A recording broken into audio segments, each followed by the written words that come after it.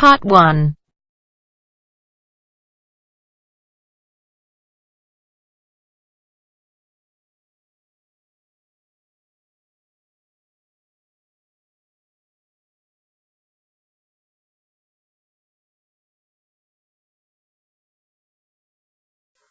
You will hear a number of different recordings, and you will have to answer questions on what you hear. There will be time for you to read the instructions, and you have a chance to check your work. All the recordings will be played once only.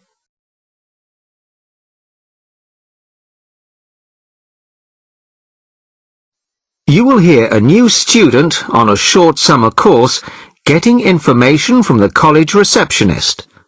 First, you have some time to look at questions 1 to 5.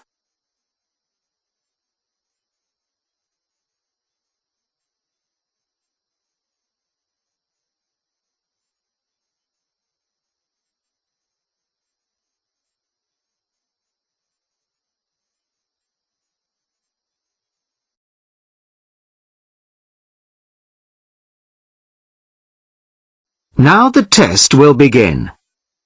You should answer the questions as you listen, as you will not hear the recording a second time.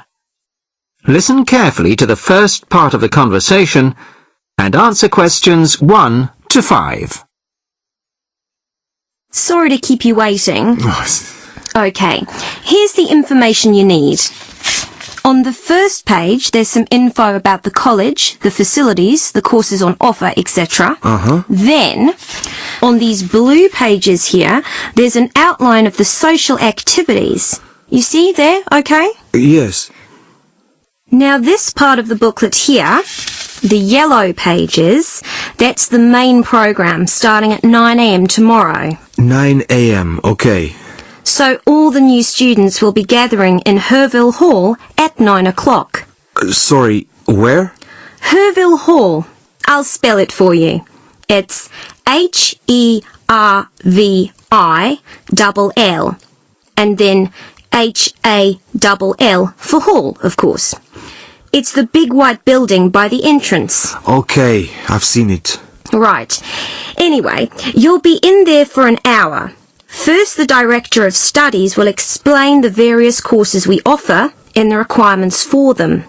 Then for the second half hour, the social organiser will tell you more about the social program and Saturday excursions. Is that all clear?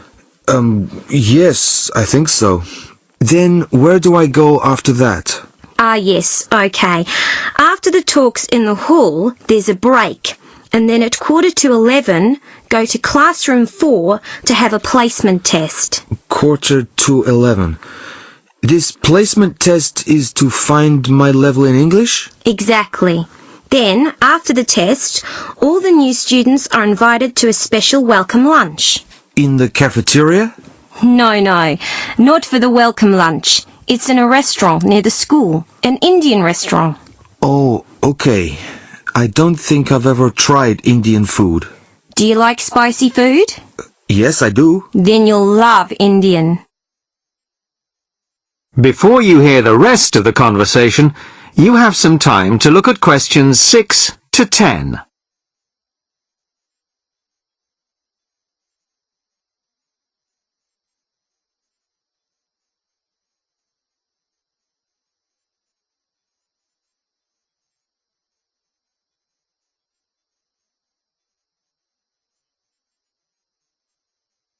Now listen and answer questions 6 to 10.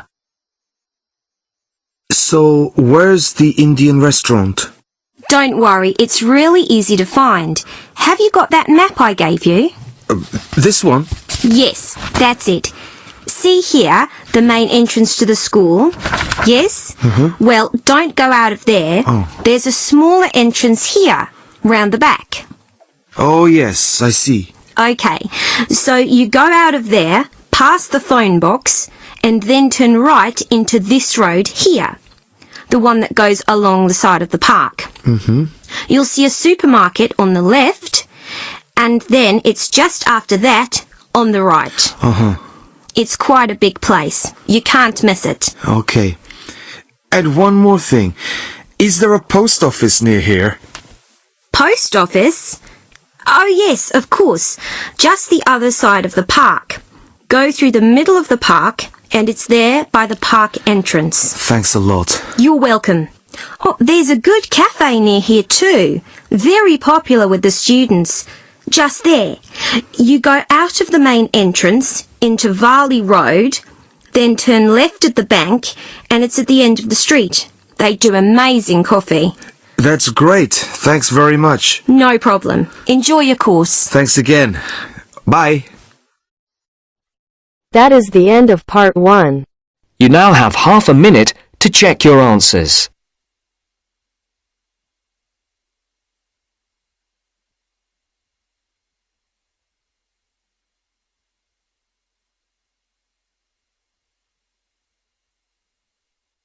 Now turns to part 2. Part 2. You'll hear the director of a new arts centre speaking to a group of local people who have come to hear what the new arts centre will be offering. First, you have some time to look at questions 11 to 15.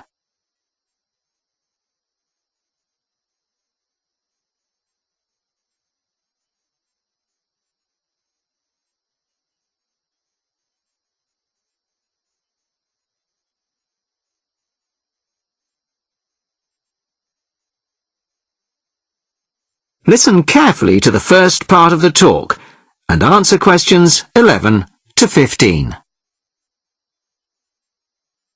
Well, good evening, everybody. Thank you all for turning out on this cold, wet evening. Welcome to our new art centre. I'm delighted that so many people are interested in finding out about the facilities and events that we'll be offering. I'll start with the regular evening events that we've scheduled so far. Sunday night will be film club night. Each week we'll be showing a classic film from the 40s, 50s or 60s. Films will start at 6:45 and afterwards there will be an opportunity to discuss the film in the cafe bar for anybody who'd like to. Tickets for the film will be £5, but the discussion afterwards is free, although anybody who wants to buy me a drink is welcome to do so. On Thursday evenings at 7:30, the auditorium is given over to productions by touring theatre companies. This coming Thursday, we're very excited to be welcoming Pizzazz, a drama company featuring both able-bodied and physically handicapped actors. They'll be performing a rather special version of William Shakespeare's The Tempest, featuring music and dance, as well as dialogue. Fridays and Saturdays will be music nights, starting at 8 p.m, with classical or traditional music on the Fridays and pop rock on the Saturdays. However, as the sound system hasn't yet been fully installed, these events won't be starting for another few weeks. As well as evening performances, various events will take place during the day. So far, a mothers and toddlers session has been arranged for Monday afternoons, and of course, anybody can drop in for a coffee or a sandwich. The cafe bar will be open from 11 a.m. to 3 p.m. and 6 p.m. to 11 p.m. Mondays to Fridays, and 11 a.m. to midnight Saturdays and Sundays. Lunch will be served from 12:30 till 2, and light snacks will be available all day. Of course, this program is just the start, and we expect to be announcing many additional events in the near future. Before you hear the rest of the talk, you have some time to look at questions 16 to 20.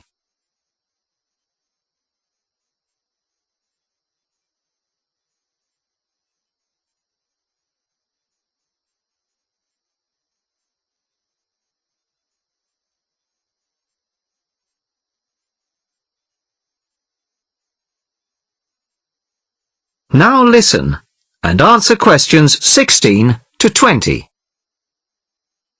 Now I'd like to take this opportunity to tell you about becoming a member. Membership benefits include reduced price tickets, priority bookings, and a monthly newsletter, which will feature the latest details of forthcoming events, plus details of other arts events in the local area. The cost of membership is just £15 a year, which I think is very reasonable. To get a membership card, you'll need to provide us with a passport-sized photo, plus payment, of course, by cash or cheque. We can't accept credit cards, I'm afraid, at least not for the moment. We hope to have credit card payment facilities available in the not-too-distant future. Then, when you want to buy reduced price tickets, you simply show your card at the box office or quote your membership number if you're making a telephone booking. Generally, a membership card will save around 20% on the full ticket price, so it really is very good value. Now we come to the most important part, your suggestions. It's your art centre, so we want to hear what you'd like to see. That is the end of part 2. You now have half a minute to check your answers.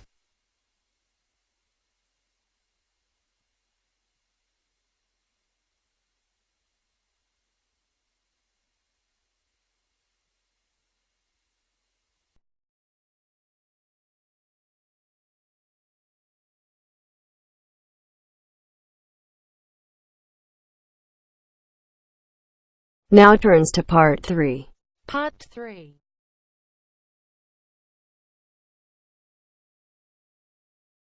John has applied to train as a teacher and is being interviewed. In this stage of the interview, the interviewer will discuss John's previous studies and work experiences. First, you have some time to look at questions 21 to 25.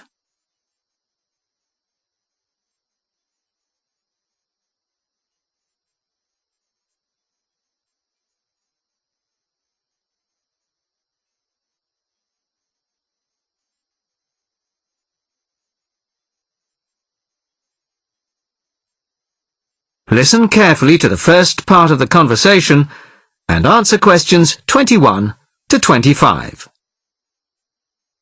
Hello, come in and take a seat. You are, John Evans? Yes, I am. Well, as I'm sure you're aware, the purpose of this part of the interview is to go over your CV and talk a little further about your previous studies and experiences. Yes. So, your first degree was in French, of course. Yes, with a minor in film studies. An interesting combination. Mostly French films, presumably?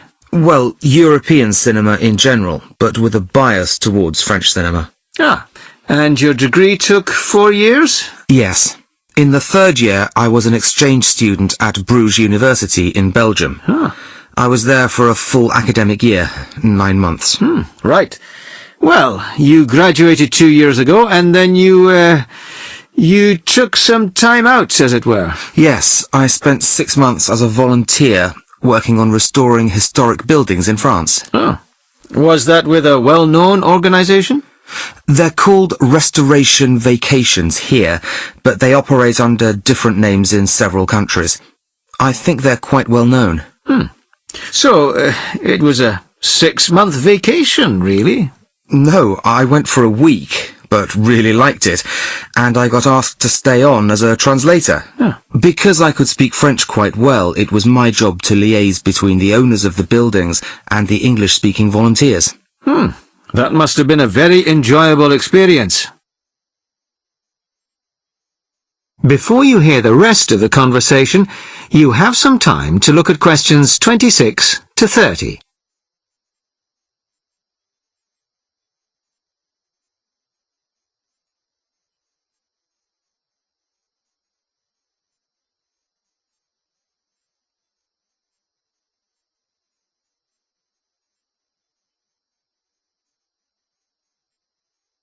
Now listen and answer questions 26 to 30.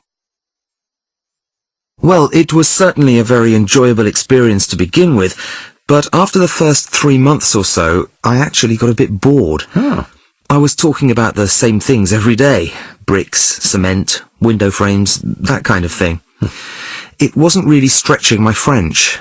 Also, I wasn't getting paid, just free accommodation and food, plus some pocket money. I see.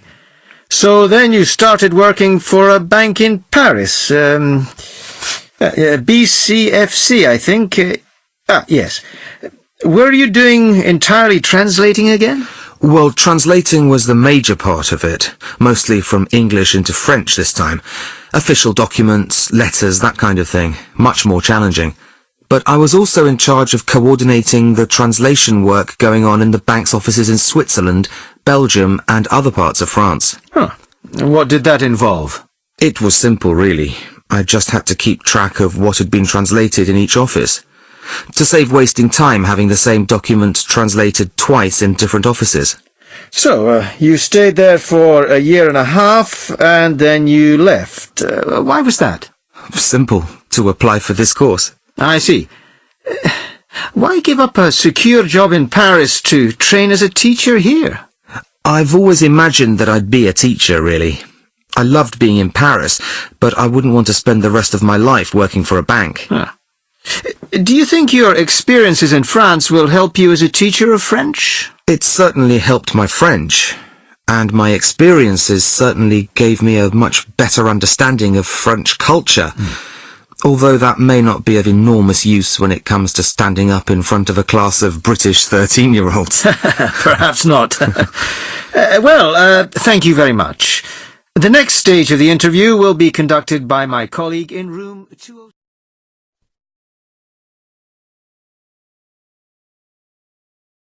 That is the end of part 3. You now have half a minute to check your answers.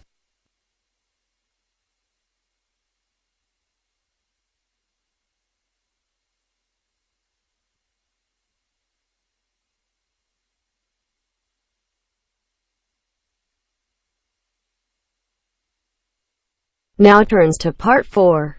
Part 4.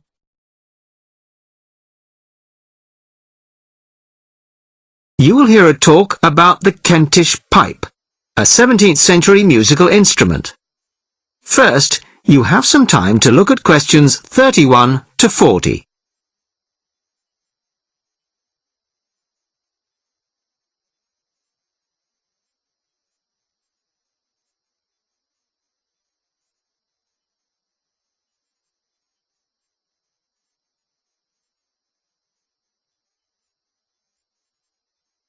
Listen carefully and answer questions 31 to 40.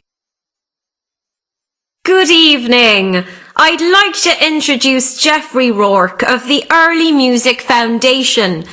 Geoffrey has recently restored a genuine 17th century Kentish pipe and, as you all know, will be giving us a recital on it later this evening.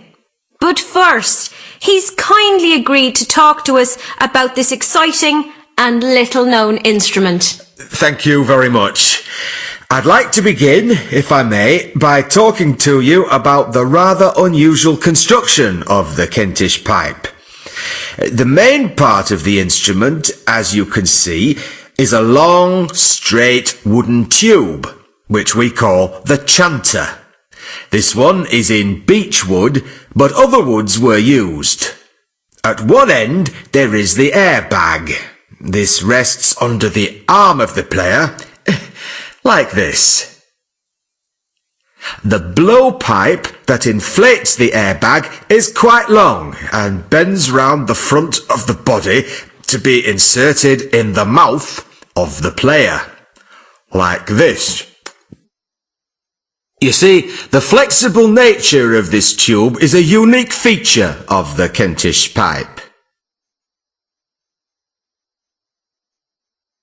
In my restored version here, the blowpipe is, I'm sorry to confess, made out of plastic.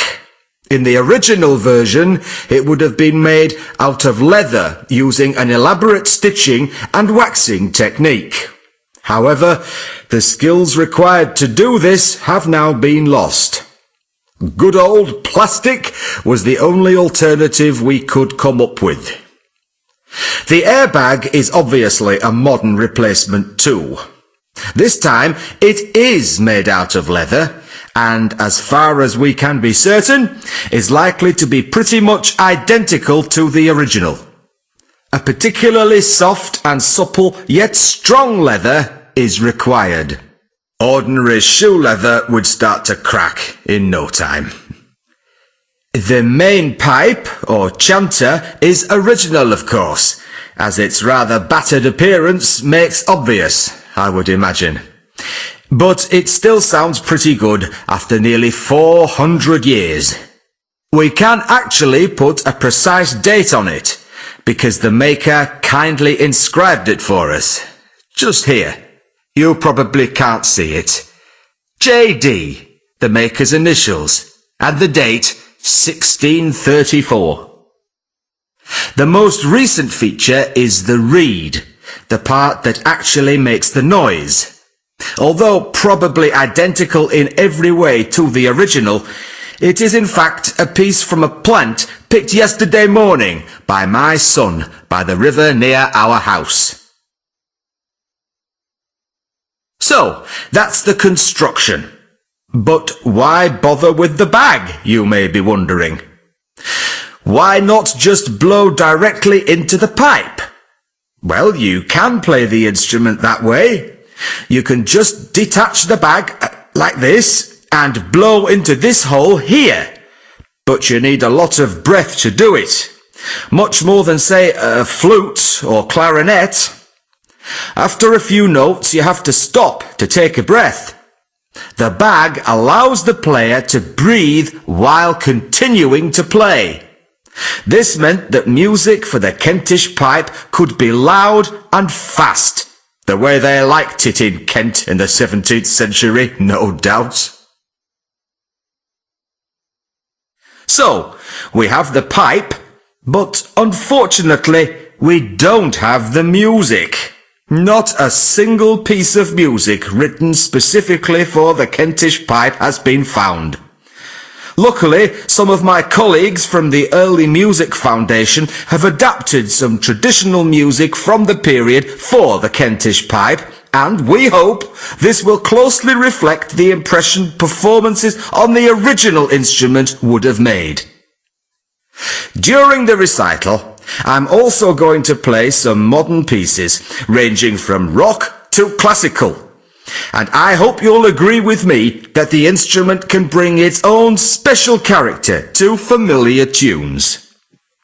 Well, thank you very much for that. And I'm sure we're looking forward very much to hearing you play it after the break. That is the end of part 4. You now have half a minute to check your answers.